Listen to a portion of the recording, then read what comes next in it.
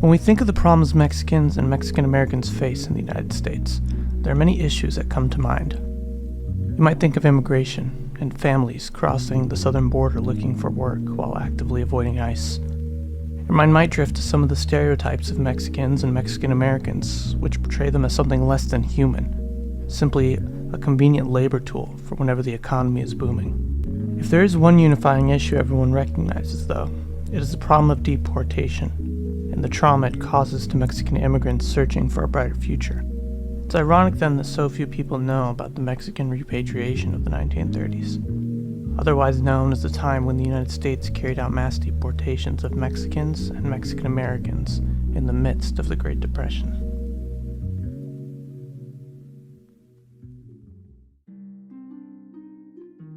To aid our understanding of the Mexican repatriation, it's best to refer to Francisco Y. Valderrama's book, Decade of Betrayal, Mexican Repatriation in the 1930s, which discusses the full scope of the subject. Valderrama accurately tackles the Mexican repatriation by utilizing oral histories, government documents, and archival materials to explain the precursors to the repatriation, the event itself, and its traumatic consequences for the deportees. If we wanted to establish a starting point for understanding the Mexican repatriation in the 1930s, then it would be best to begin in the early 1920s, when a recession shook the United States for a short period. This early recession would be telling, as it would be a smaller-scale version of the Depression to come only a decade later.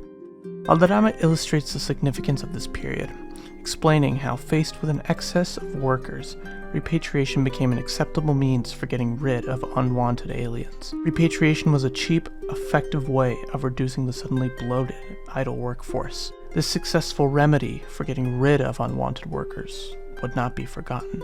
For Mexican workers of this period, it was extremely difficult to find work. Some would travel all around America or up and down the state just to find a job that could provide them with the little money that they needed to survive every day. Although many Mexicans had immigrated to the country chasing the golden life that had been sold to them by their friends and family at home, what they found when they got there was nothing less than poverty and despair. And what's more, finding a job that would provide them the basic necessities of life was not the only struggle they faced, as racist and xenophobic Americans who do not want Mexicans in their country made sure to remind them of that fact at every opportunity.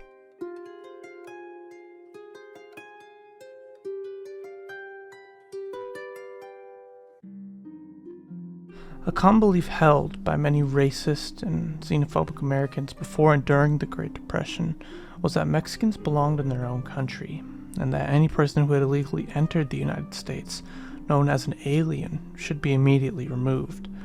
One of the many outspoken groups on this subject was the National Club of America for Americans. Stationed in San Diego, this club was united under a set of 24 rules, which included such things as opposing the right for undocumented immigrants to work or receive government welfare, and advocating for the halting of immigration from all countries. In a document sourced from the LA County Board of Supervisors decimal file, the club proposed to the board what they called an anti-alien ordinance proposal on August 18, 1938. The proposal itself is split into two sections. The first recommends prohibiting any unnaturalized alien from working in LA County unless no American citizen is available for the work. The second proposal would prohibit any unnaturalized alien from representing a labor union in a dispute.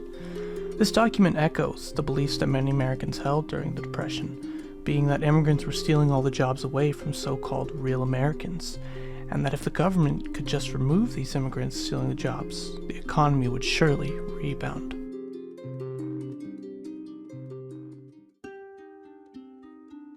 When discussing the Mexican repatriation of the 1930s, it's important to address a common belief about the deportations carried out in the States.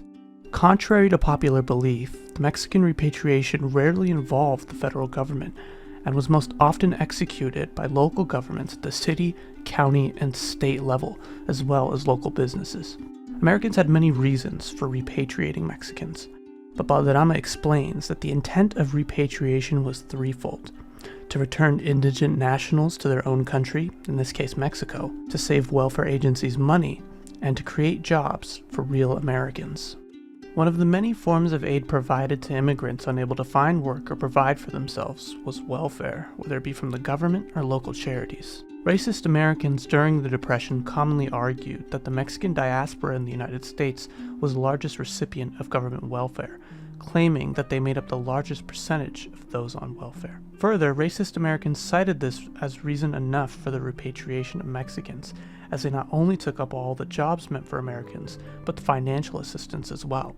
These claims, however, could not be further from the truth, as Mexican families had a strong belief in providing for themselves and often viewed welfare or assistance as demeaning. In fact, the statistics on welfare recipients from the Great Depression reflect this belief held by Mexican families, as Valderrama explains that as a rule, they constituted 10% or less of the total number of families on county aid, the county in question being Los Angeles County, which had one of the largest Mexican populations in the United States at the time of the Depression.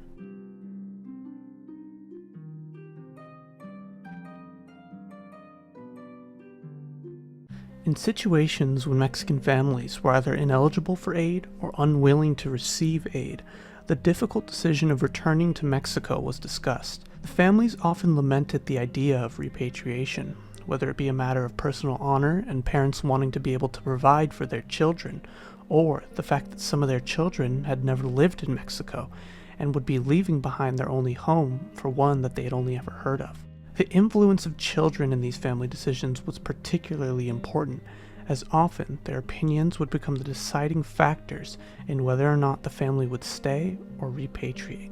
A picture that captures this particular influence is this one, taken by the iconic photographer Dorothy Lang in June 1935, which depicts a Mexican mother holding her child and discussing the prospect of returning to Mexico. Lang includes a quote from the mother in a caption for the photo, where the mother states, "Sometimes I tell my children that I would like to go to Mexico, but they tell me, we don't want to go, we belong here." This picture beautifully captures both the strength of and difficulty faced by Mexican parents during the Great Depression, as they struggled in a country that had promised them comfort and freedom from poverty, but instead resolved to stay for the well-being of their children. As mentioned before, repatriation was rarely carried out by the federal government, and most often was sponsored by local governments and businesses. Another important detail about the Mexican repatriation in the 1930s was the fact that a majority of those who were repatriated left voluntarily. This voluntary repatriation, however, does not refute the fact that Mexicans chose to leave because of intense pressures of local governments and businesses. Further driving this decision was the fact that those who would leave voluntarily would not have to be arrested and formally deported, which would offer the opportunity to return again sometime in the future, as explained by Valderrama. The influence of local government and businesses, however, should not be understated. For example, the LA County Board of Supervisors prevented undocumented immigrants from being employed by purposefully requiring all employers to show proof of their workers' documentation. This was executed with the knowledge that many of the workers in the agricultural and other major industries in LA were Mexicans who had entered the country without documentation. In Detroit, there was a particularly aggressive repatriation effort on the part of the local government, where social workers would often recommend to families that they should return to Mexico, citing the dire situation the families were placed in and their dependency on the state.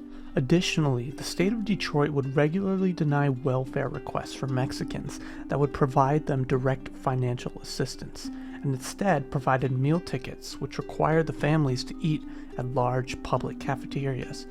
This was purposefully done to demean the families in a public setting.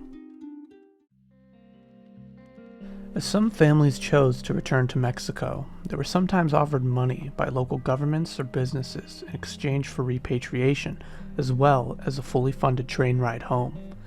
One of the many train stations filled with Mexican families bound for Mexico are these two, photographed on January 12, 1932 and March 8, 1932 respectively, sourced from the digital collections of the LA Public Library.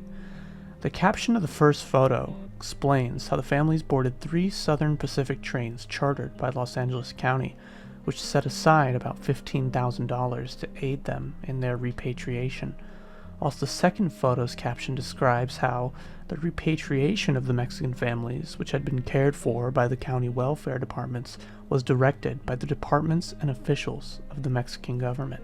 These sources illustrate the chaos and tragedy of the repatriation, as once eager immigrants recognized that they must temporarily abandon their dreams of comfort and fortune.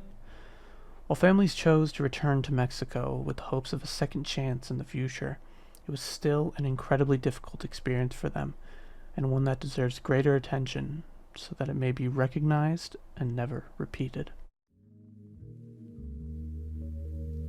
While the Mexican repatriation of the 1930s most definitely reflected the labor crisis of the Great Depression and the lack of available jobs for those throughout the United States, it is essential to stress that the repatriation more truthfully reflected the fear and resentment of Mexican immigrants in the United States. Whether it was the false accusations of Mexicans stealing jobs or welfare from real Americans, or the laws passed and initiatives taken by local governments and businesses to repatriate Mexicans, documents and statistics from the time prove that Mexicans were purposefully targeted as the scapegoat for the Great Depression. By examining 4 primary sources, which included 3 photographs and a letter documenting the reality of Mexicans during the Great Depression, as well as piecing together the story of the repatriation with the help of a secondary source, it is clear that the Mexican repatriation was not just a matter of labor, but a targeted elimination of the Mexican diaspora in the United States. The repatriation was not the first targeted campaign against Mexicans in the United States, and it certainly will not be the last. With knowledge of this event, it is important to look at the issues that Mexicans face today and in the future, and remember that Mexicans and Mexican Americans are not lazy public charges, but rather hardworking and honorable people who wish to participate all the same in the American experiment.